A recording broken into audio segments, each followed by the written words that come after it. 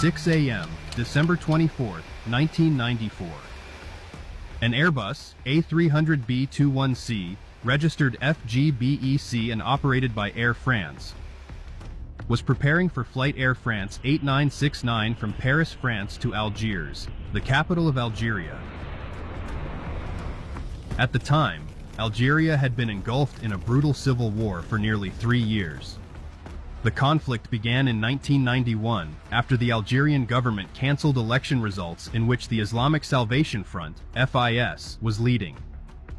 This decision ignited a wave of violence from Islamic militant groups, most notably the Armed Islamic Group, GIA, which sought to overthrow the government and establish an Islamic State.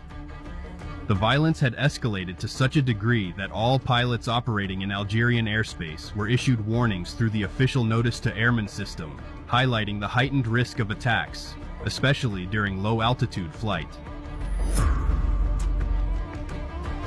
Air France's leadership was acutely aware of the dangers.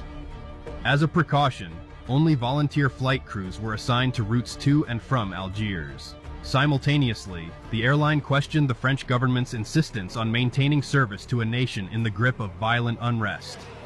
Yet the flights continued.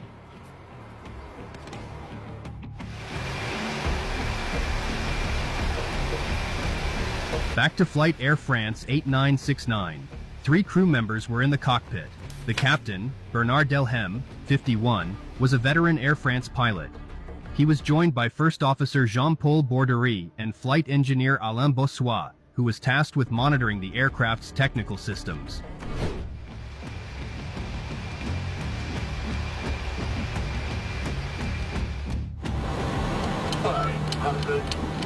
7 a.m., December 24th, 1994.